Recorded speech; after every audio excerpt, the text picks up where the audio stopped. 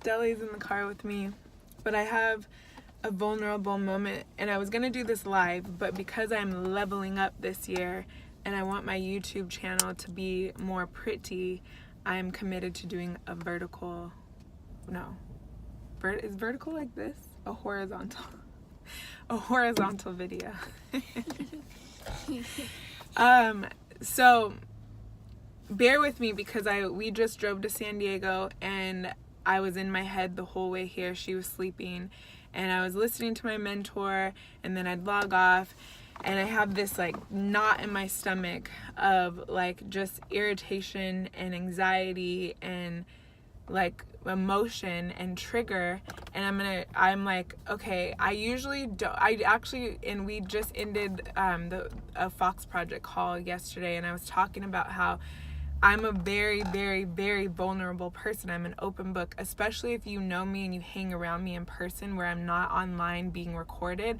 I will tell you any and everything that I possibly know and have. Like, I have no secrets to people.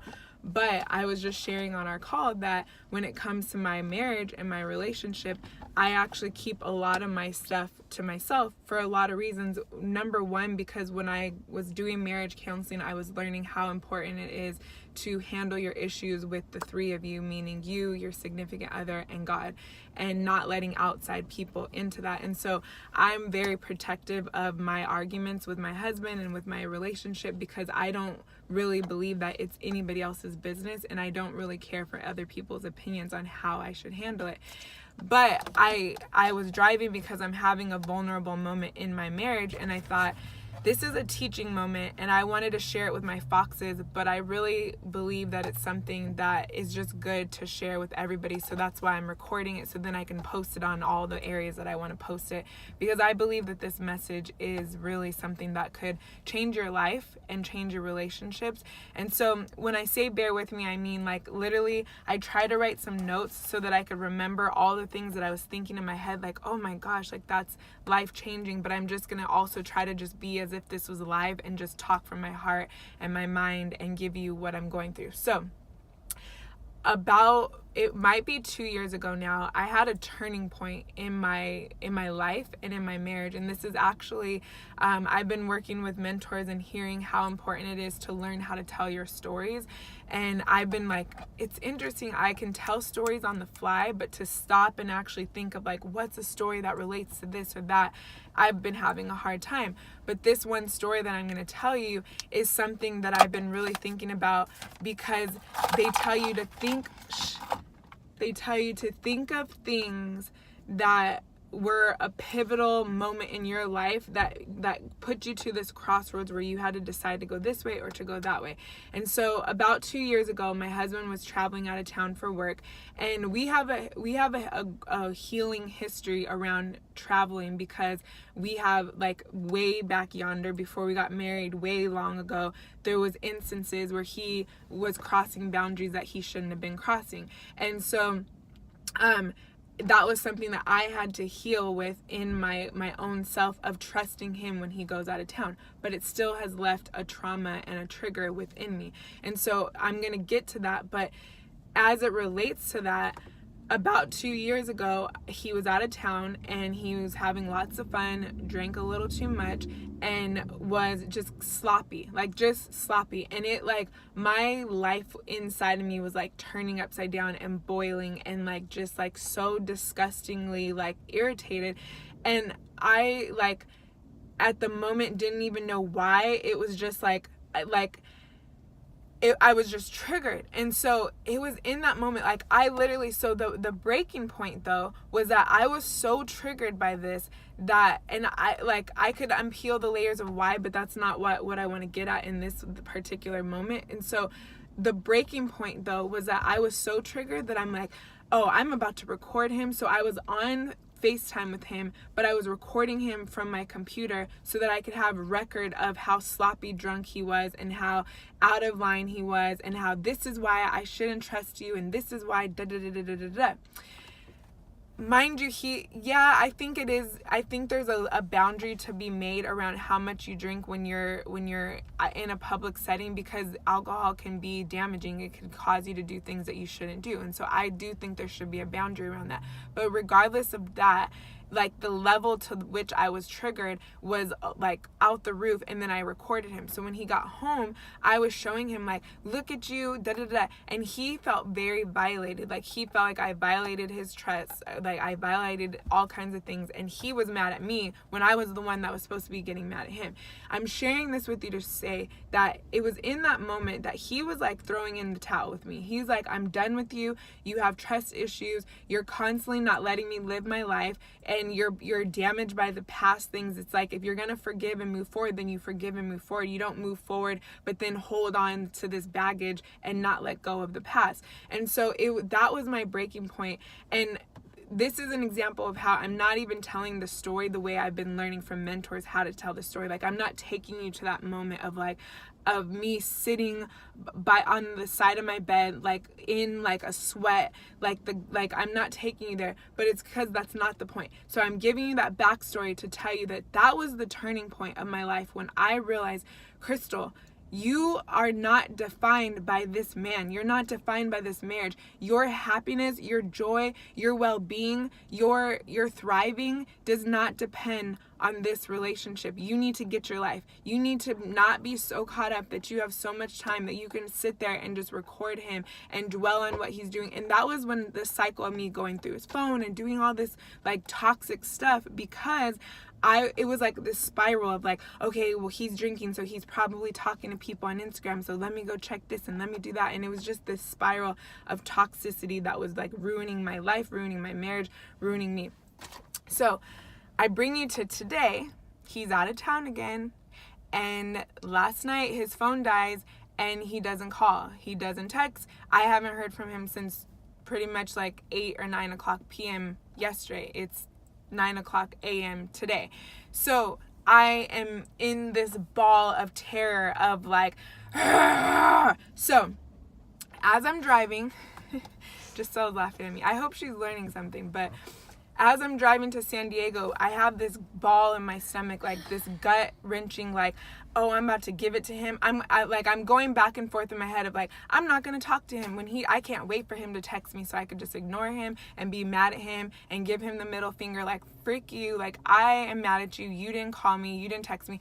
And then I'm like, no, like, be good. Because when I react like that, he goes straight to, oh, you don't trust me. You think I'm doing something. It has nothing to do. I don't even picture him. Like, when I picture him, I picture his sloppy ass is probably hungover, drunk in the bed somewhere, knocked out sleep. So then it triggers me mad that he's living the best life, knocked out sleep at 11 o'clock a.m. while I'm over here, So like, I'm pointing this out to you because I'm getting to a point of showing you how much triggers and emotion can ruin and control your life. So this is the turmoil that's happening in my head. Like, I'm literally picturing him like sleeping in, it's 11 o'clock. I'm calculating, like, all day I've been calculating the time difference. Like, it's 3 hours later over there. It is 11 o'clock in the afternoon. Why has he not called me? Why has he not texted me? What is he doing? He's sleeping in. Oh, he must have been sloppy drunk last night because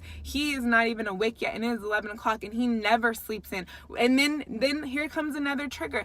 Like, when he's home, he doesn't wake up that late. He doesn't sleep in with me. He talks crap about me sleeping in late, and he's up at the crack of dawn. But now you want to be out of town and you want to be sleeping in. Like, this is the trigger, like, warfare that's happening in my brain. Then I'm thinking, like, I'm literally forcing myself to not accidentally watch the story of all the people who he's out there with, because I am like committed to, I don't want to send this message that I'm checking up on him or that I'm worried about him. Like so much stuff is in my head. Then just like, I'm trying to think of other triggers that were getting me, but like, you get the point. I'm just like sitting in this turmoil mess. But because of the self-work that I've been doing, and because of the self-work that I teach, and this is what made me want to share this moment, was like, I want you guys to be in, and this is why I was going to do this live in the Fox Project community, because this is what we do. The Fox Project is all about being self-aware. And once you're self-aware and you can recognize your emotions and your triggers and the things that get you stuck, then you can find your way out of it. So I am fully aware, like, it's not just a thing in my head, my gut, like, I feel like me and Giselle are gonna go have breakfast. I don't even feel like eating. Like, that's how, like, a mess I am emotionally over this, just because he didn't call and text me. So that little tiny thing has such a stronghold on my life that it's affecting my eating habit. It's affecting my armpits are sweaty and smelly now. Like, the whole way driving here, I could have been thinking about my vision, my business, my this, but I was thinking about what he's doing, why he didn't call me, what was he doing last night, who was he with, how sloppy drunk was he, what was he, like, all this crap. So the difference between 2 years ago, when I would have spiraled out of control, been blowing him up, talking shit, texting him, blowing, like, oh, you're da da da da da, and blowing him up, wanting to go through his phone, wanting to see what he's doing. I have done self-work, and now I have identified the triggers, and then I've asked myself, why are you triggered right now, Crystal? And then I'm saying, well, because there's a past.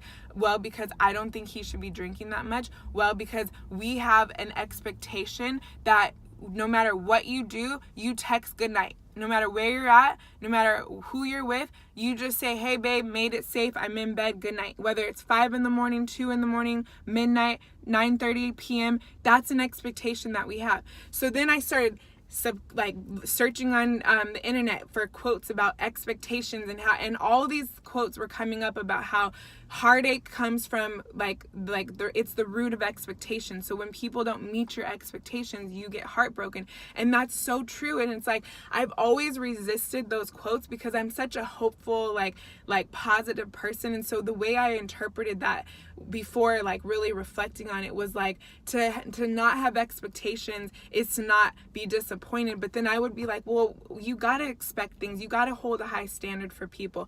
But then I saw a quote that said, instead of expecting more out of people, expect more out of yourself. And that's the one that I'm resonating with, because what my moral for this video to you is, stop writing your life on the expectations of what other people are doing, what other people are saying, how other people are treating you. I cannot control my husband. Even though we have a boundary and I have an expectation, and I'm still gonna whoop his ass verbally for a second and say, I expect better of you. You know that we have this expectation. You should have done this and that. But then I'm going to let it go. The old me wouldn't have done that and handled it that way. And I also am writing on, like, my self-development of really erring on the side of, like, I'm going to give him the benefit of the doubt. Maybe his phone died and then he was just super tired. He got back to the room and then, like, didn't charge up his phone before he fell asleep and he couldn't text me. However, I will tell you, I went onto my Instagram and I saw that he saw my story. So at some point between his phone being dead and then him getting it back to life, he was on his phone because he was watching my Instagram. So that pissed me off again, and I messaged him and I said, and I did say this, and I'm like, so you can freaking watch my story on Instagram, but you can't text me goodnight and say I made it safe, I'm good. But then I'm like, okay, Crystal, slow your roll. Like, this, like, the moral of my story is the self-work that I've done, the fact that I know who I am, I know my worth. While I was spiraling on the way to my drive, I was also, like, pivoting my focus and connecting to my mentor and watching her on YouTube and listening to self-development so that I could get out of my head. And so what I'm telling you is that to have a good life doesn't mean to eliminate things that are bad. It doesn't mean to not have emotion. It doesn't mean to not be triggered. It means to have the choice to choose to stay in that emotional trigger and spiral, or to choose to get yourself the hell out of it. And that's what I had to do. I had to fight, bless you. I had to fight the whole way here to get myself out of the spiral and to get myself out of thinking of all the 100 things of how I was going to approach my husband, and to decide, you know what?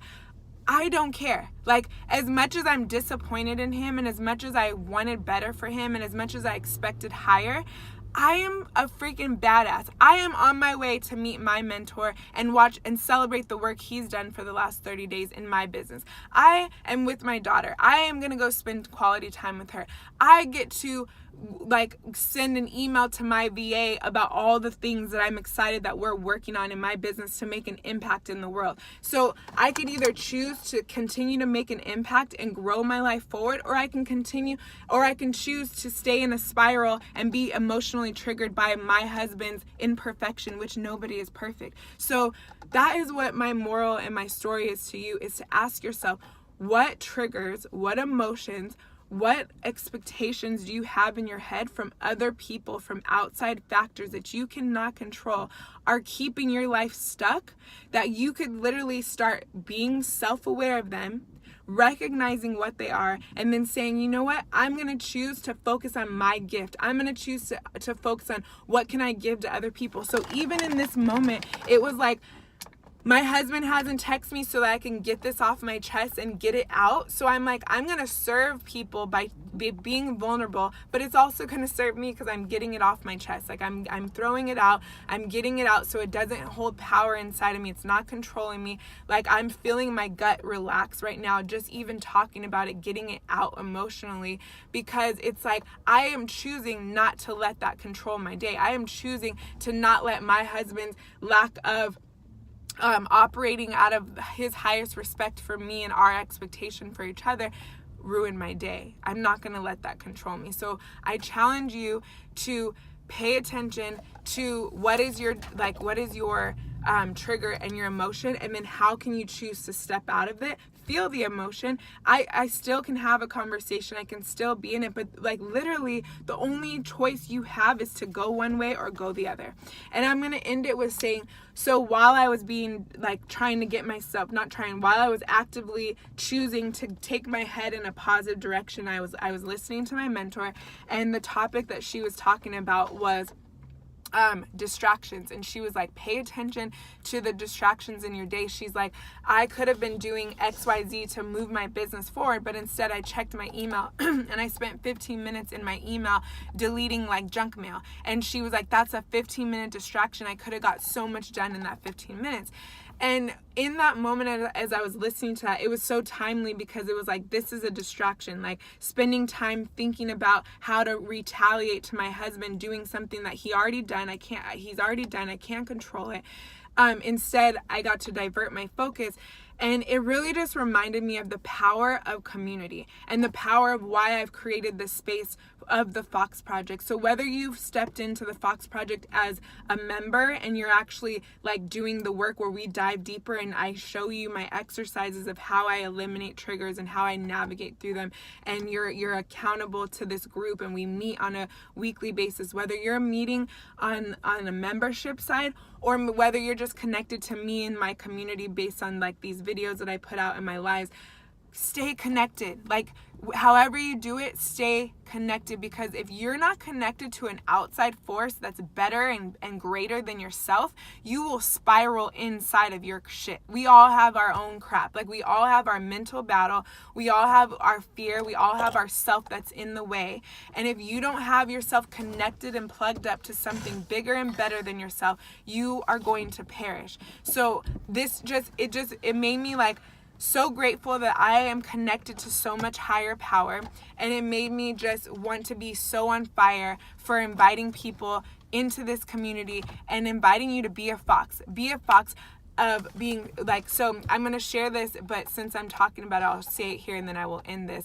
But the meaning of the spirit animal of the fox is self-aware and has discernment, and it talks about it being like a dream, like it's a nocturnal pet or whatever. So that's why I'm holding on to this fox. That's why I'm calling us foxes, because my goal for this community of the Fox Project is that you are so self-aware that you don't let anything control you other than you controlling your thoughts based on your vision, and then making decisions of how you act, how you spend your time, how you spend your money, how you just like spend your brain power in alignment with what your vision is. Because I believe your vision is a clue.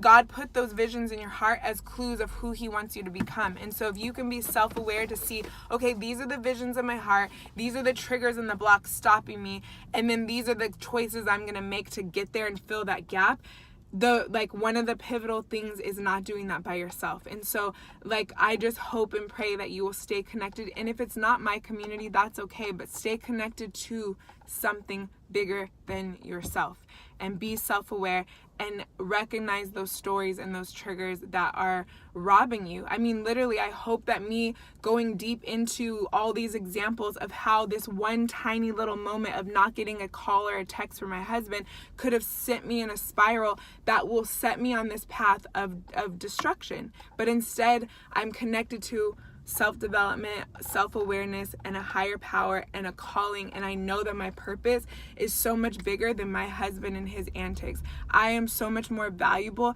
than being defined by a moment that my husband falls short of our expectation. So I hope that this blesses you. If it did, please share it with somebody who you think could benefit from hearing this message, because I'm on a mission to wake people up to their own potential and to their own self. Wake up to yourself, be self-aware, and get your life. Like, snatch it, get it, and be foxy. Have a good day.